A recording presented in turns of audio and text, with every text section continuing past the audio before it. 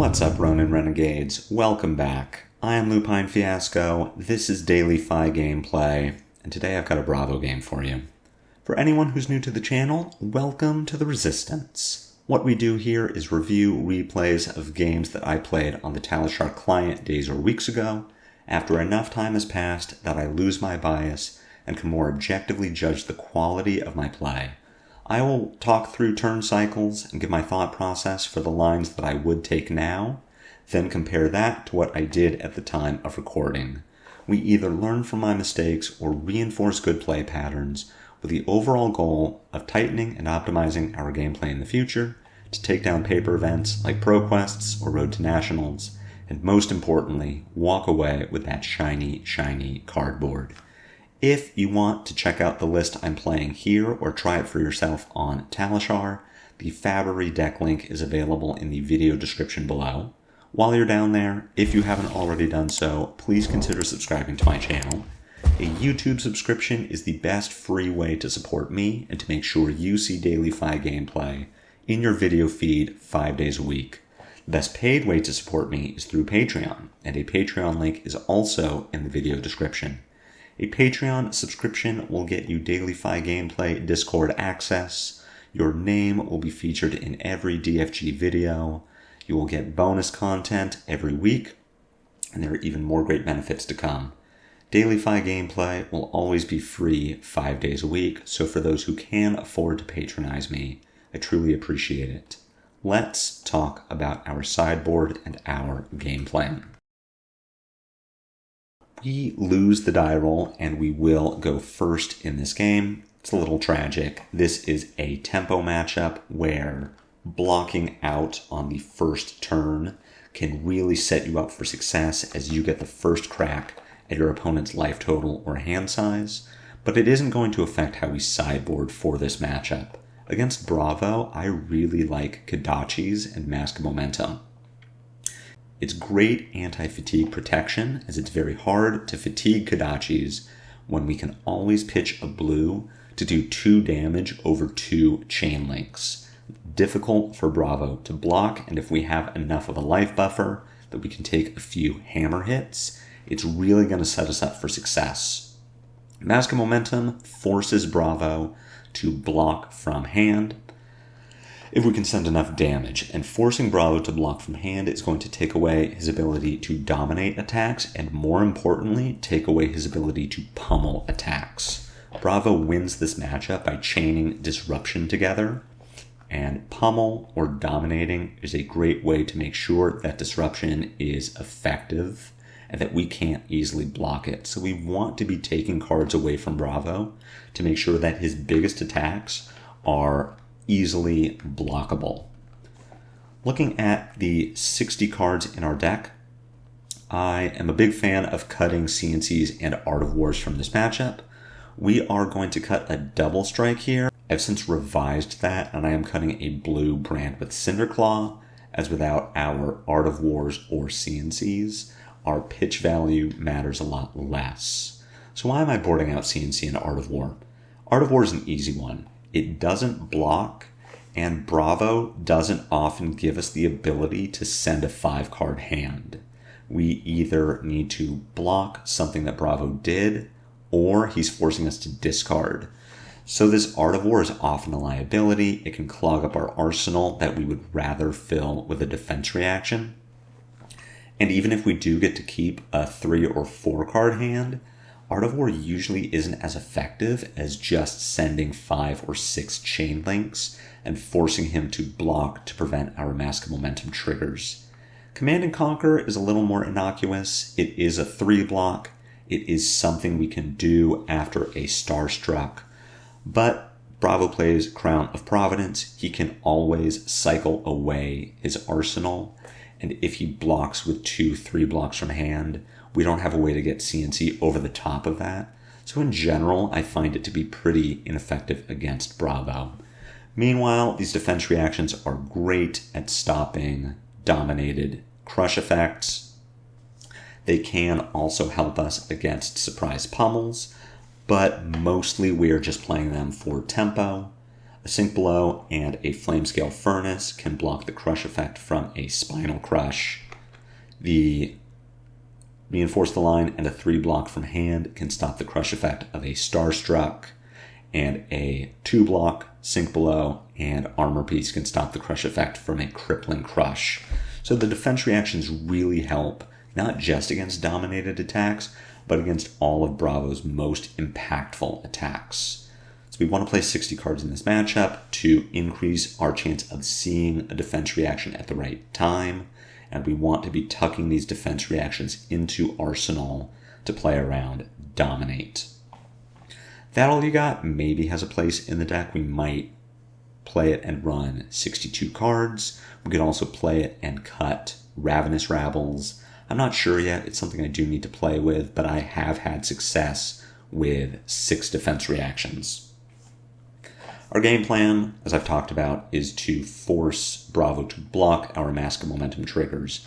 And with the right hands, we can get 6 chain links off of 4 or even 3 cards. That is going to force Bravo to block at least twice on our turn. And yes, Bravo does have a lot of armor, but it doesn't stick around forever. And if we are throwing 4 power attacks like Bittering Thorns, Mounting Anger, Blaze Headlong, or Ravenous Rabble in those chains as well, Bravo either needs to give cards from hand, multiple pieces of armor, or needs to have a defense reaction. And sometimes it's going to be really awkward for him to block our attacks. We can also go the other way. Pitch a blue for Kadachi, then play Double Strike for 1, which is also awkward for Bravo. He's not going to use a Sink Below or Fate Foreseen on a Double Strike, and he isn't going to want to give his 2-block piece of armor to stop that 1 power attack. He's losing value. So maybe he'll use a card from hand. It's all good for us, and it's forcing him to block in ways that he isn't used to blocking against Ninja, and that can put Bravo, the player, in a weird spot, and can also prompt Bravo, the player, to make mistakes. And that all really works in our favor. We're going to jump into the game. We'll see how all of this shakes out. And once we're in, we're going to talk about a few other things that Bravo has going on. Real quick, we're going to talk about Fiendal Spring Tunic on Bravo's side of the board. The Sledge here is an interesting choice, but it works well for what Tunic does for Bravo. Tunic lets Bravo throw a Sledge off of a 1-card hand, so that's a 1-card 6, very strong. It also lets Bravo send one of his 7-cost attacks with just a 3-card hand. 2 blues and a Tunic is enough to play a Crippling Crush or a Starstruck. Non-dominated, but still enough to get multiple cards from our hand on defense. And it's enough to let Bravo CNC pummel off of 3 cards. Pitch a blue, play CNC, use Tunic to pummel the CNC is an extremely strong line that's very difficult for FaB to deal with. And what that Tunic means is that Bravo is going to be able to defend more readily. He doesn't have to keep a 4-card hand to send a Starstruck or a Crippling Crush if he was not able to make a Seismic Surge the turn before with Tech Plating. So Bravo sacrifices some defense. He loses 2 points of life by not having Tech Plating, but he is going to be able to block more liberally from hand, and he's going to have scarier 3-card or even 1-card hands. So this is all just something to consider. The Tunic tech is new for Bravo.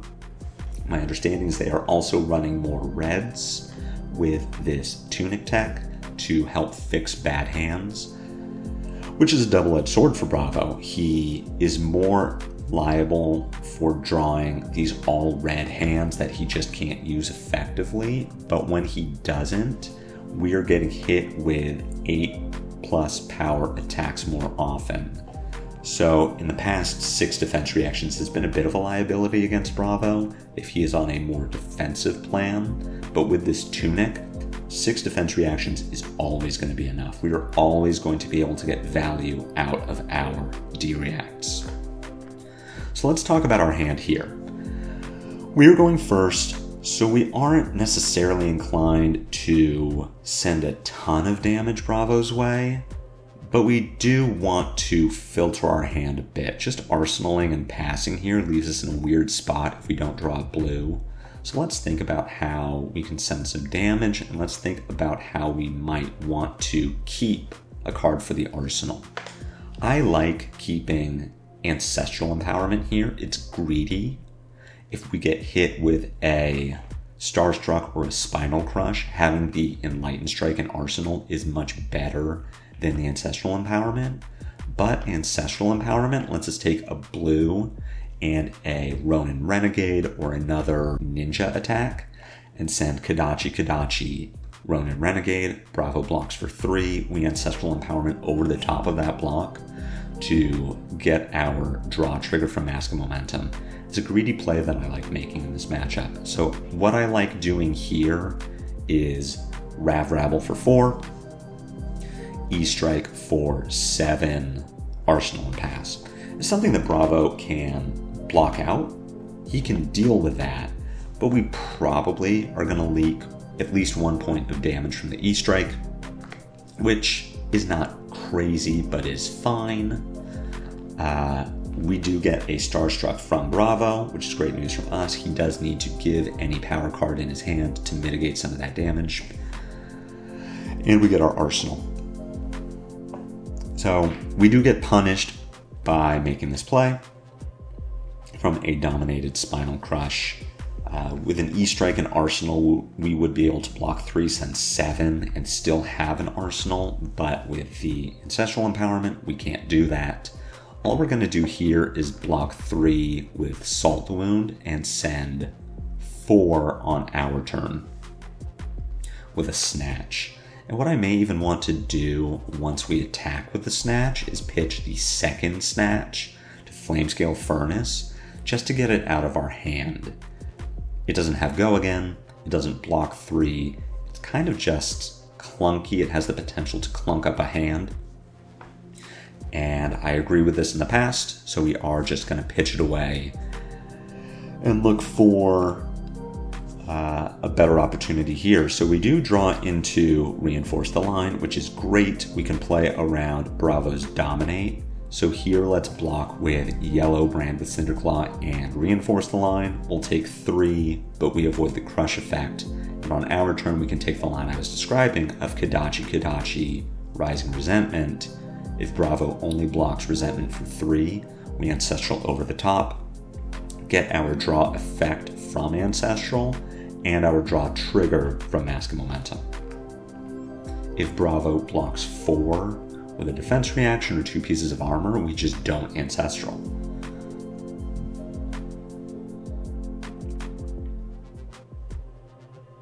Bravo does block 3. We're going to Ancestral over the top of that, drawing into another Brand with Cinderclaw and a Sink Below. So the Sink here is really good.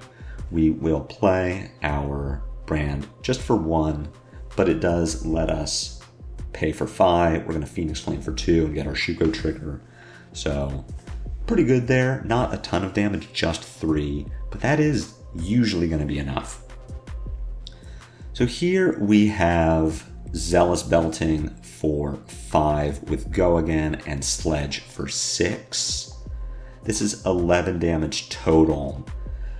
We have to Reinforce the Line. I don't really want to block from hand as much as possible, but with a Sink Below in Arsenal and a Reinforce the Line in hand, we do want to get one of those off of the board. So let's block the Sledge with Sink Below just for tempo. We prevent 4 points of damage. On our turn, we can Kadachi Double Strike. Again, give Bravo a very awkward situation to deal with. We follow that with Bittering Thorns, Double Strike, and Arsenal our Reinforce the Line. There isn't really any consideration for me here to sink anything to the bottom of the deck. This hand is fine. I don't want to risk drawing into something that doesn't work. Another defense reaction here would be pretty bad for us. This hand as is just works very well. It's very solid. It feeds into our game plan very well of threatening this Mask of Momentum with an awkward 1 power attack that Bravo cannot effectively and efficiently block. Then we follow up with raw damage from Bittering Thorns and Double Strike. Bravo blocking with the Civic Steps is smart from him. We unfortunately can't use that Quicken token. It does get consumed by an attack with Go Again, but we're still pushing 4 here. Bravo chooses to take it, so he will also be threatened by 3 from Double Strike and Shuko. He's going to take that. So a pretty good life swing on our side of the board. We easily catch up for everything that Bravo has done to us so far. We have a Reinforce the Line to play around this Crippling Crush. So we will need to block with our Furnace and our Reinforce to cover most of this damage. That does give us a little flexibility as far as what we want to block with. We could block with a 2-block attack here if we wanted to, either this Bittering Thorns or our Rising Resentment.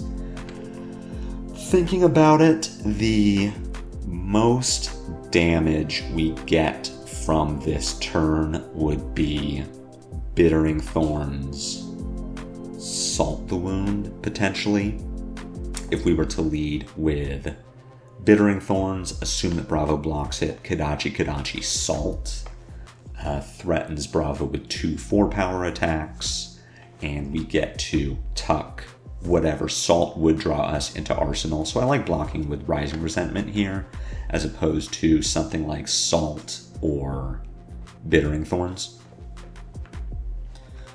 I agree in the past. This is going to cover up 8, so we'll still take 3, but we aren't getting crushed, and we are going to get to throw a pretty nasty turn back at Bravo.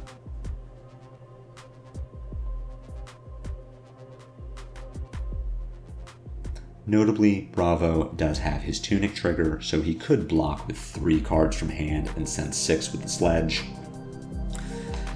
We do have him on 3 cards now. This is the magic number for him to do a big CNC pummel or Starstruck, but if that is his plan, he's going to give us multiple pieces of armor here. Or he gives us a Mask trigger, and that's great for us too.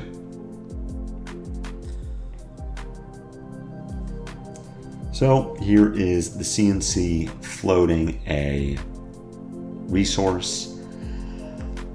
I don't really want to block this, right? We have to block 10 to cover CNC Pummel. We're giving our entire hand, which only blocks 9. If Bravo has the Pummel, he can just arsenal it for a future turn. I'm more interested in just taking the damage. If this is just CNC and there is no Pummel, we lose our Blaze Headlong and we get to send a really good turn back at Bravo. We get to go 6 links wide with 2 3-power attacks and a 4-power breakpoint.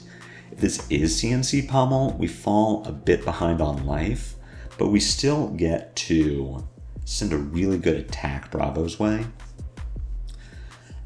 With Soul Bead Strike, Mounting Anger, and Brand with Cinderclaw. So we're just going to say no blocks here. We still have almost all of our armor, so the life total isn't a huge consideration. We see that Bravo either didn't have the Pummel or chose not to play it.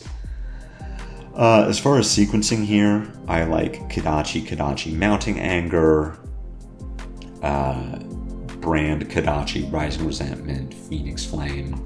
We're sending some weird breakpoints Bravo's way. I'm alternating the sequencing a bit here. I don't think this is any better or worse than what I had suggested earlier.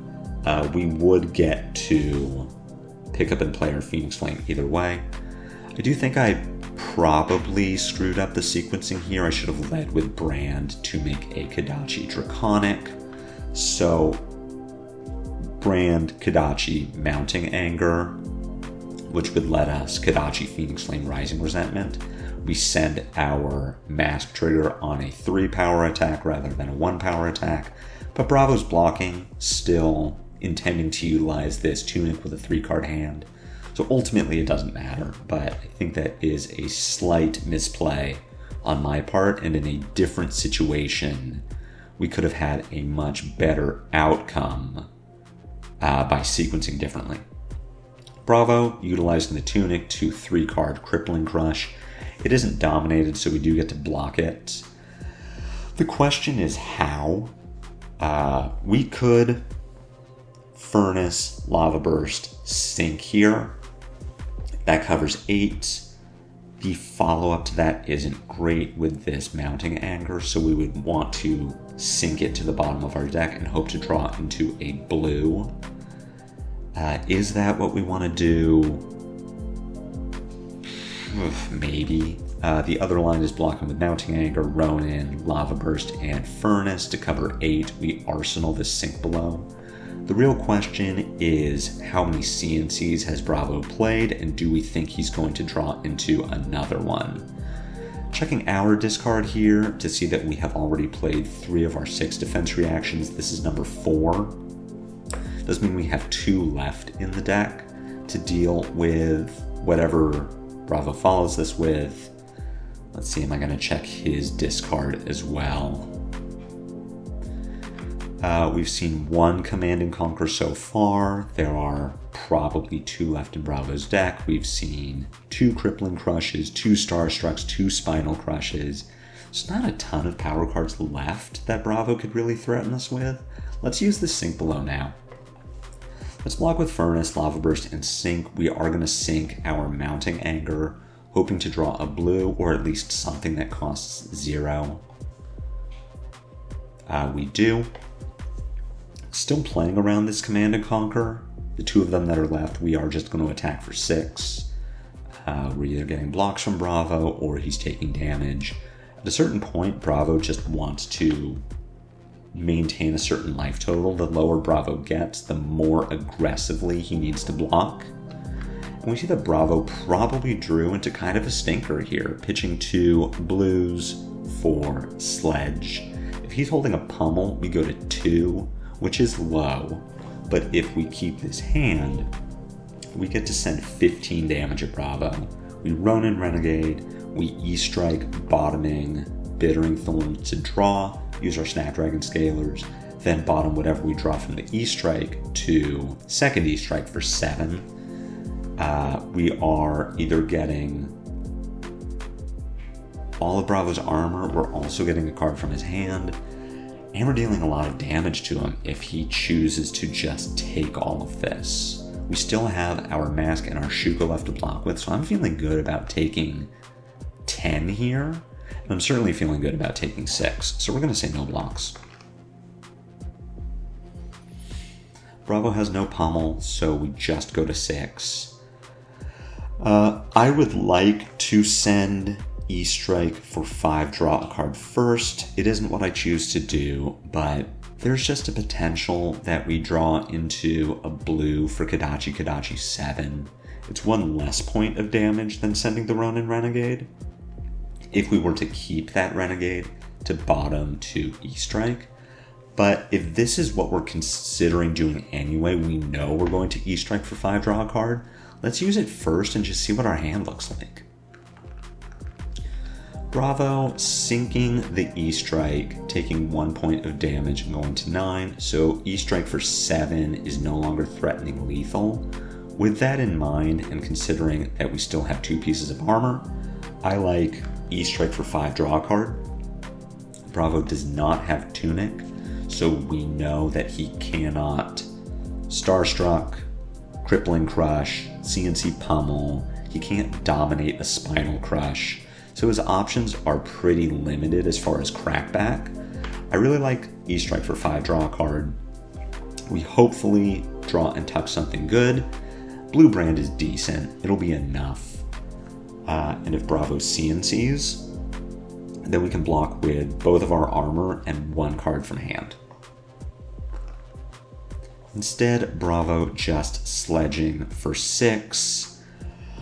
We obviously need to block this. The question is, what do we want to block it with? Between our brand, our blue, our 2 double strikes, and our ancestral empowerment, we are going to get to send 8 damage this turn, plus whatever we draw from Ancestral, plus whatever we might draw from Mask. So I really like keeping Mask here. I really like keeping Double Strike Ancestral Warmongers. I feel that it's likely between a potential Mask draw and Ancestral Empowerment, we're going to draw something for the arsenal. So I like sinking here. We get our sink value. We go to 4. We are not going to sink anything from this hand. Again, just like with the Bittering Thorns hand earlier, this hand could certainly be better, but it's very good already. There's a pretty good chance that we draw into something worse. So let's just keep this. The line here is Kodachi Double Strike. We are hoping that Bravo saves Civic Steps to block the Double Strike. We can Ancestral Empowerment over the top of blocks. He chooses not to. Instead, we are going to now play Branded Cinderclaw. We're going to make our Double Strike Draconic. With our Floating Resource, we can pick up and play our Phoenix Flame. Worst case, we're just arsenaling this Ancestral Empowerment. But we are really hoping that Bravo is going to block the Double Strike for 1 with Crater Fist. I FaB and then undo it. The reason is we want this Floating Resource, and we aren't going to play the Phoenix Flame now. We're going to play this Double Strike because we want to Ancestral Empowerment over a block. But we also want to wait on the Phoenix Flame. Say we draw a Mounting Anger here. We Mounting Anger for 4, that uses the resource, and it is our 3rd Draconic Link, which lets us FaB for free. So this turn only gets better if we don't Phoenix Flame unnecessarily. We draw into a Blaze Headlong, which is our 3rd Draconic Link. The Floating Resource doesn't matter at this point. We can't use it for anything, but it's just good practice. There's no reason to Phoenix Flame right then, as opposed to doing it later in the turn. So we get to Snatch here. Bravo does block 6, so we aren't going to get our draw. With Bravo having Tunic available, I'm assuming this is just Sledge for 6. How are we going to block this? We could give both of our remaining pieces of armor and go to 2. We could give Salt the Wound and go to 1.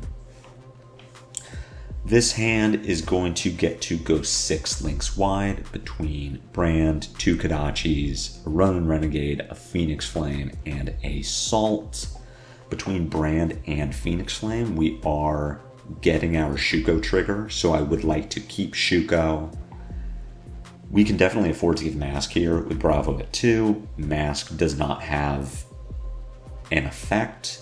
The on hit for the 3rd chain link in a row to hit is Death.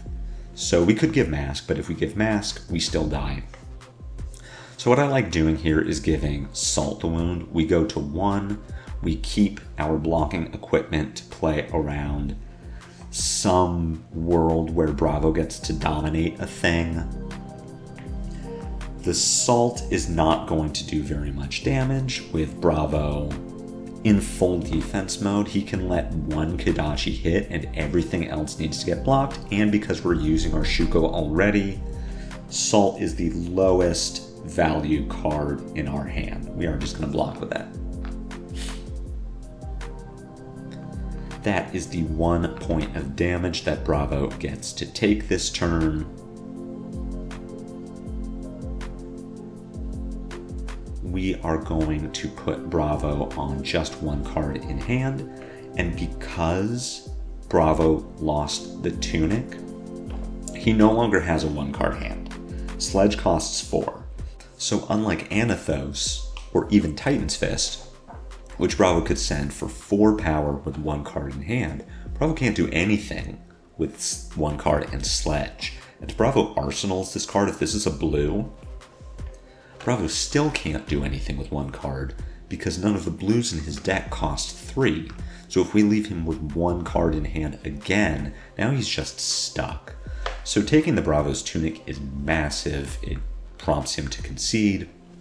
and it's something that we can keep in mind for our future Bravo games. If they block with that Tunic, their offensive capability just plummets. Their deck basically dies. So I thought this was a really good game. I thought we navigated it very well. I think this Bravo was maybe overzealous as far as dominate. For Bravo players, I highly recommend not dominating your Spinal Crushes or your Crippling Crushes unless it's turn 1 or it would otherwise win you the game. If FaB is going to block a Spinal Crush or a Crippling Crush, he has to give probably his entire hand or close to it, so you might as well have just gotten your Crush effect. If FaB blocks with 3 cards and has 1 left, he is effectively Spinal Crushed. If FaB has to block a Crippling Crush with 4 cards, he is effectively Crippling Crushed. And if you dominate a Crippling Crush in particular, FaB might look at the hand and say, alright, I'll just take 11 and keep 2 of these, and now, depending on what he keeps, might throw a Mask of Momentum trigger you might have to block, as opposed to giving FaB the option to block with all 4 cards, and you get full tempo. Just a little lesson for all you Bravo players out there. I do hope you enjoyed this game. I hope you learned something. To all my FaB players. If you did, head jab that like button. My comments are always open for any questions or feedback, and I will see you all back here tomorrow for more daily FaB gameplay. Until then, take care.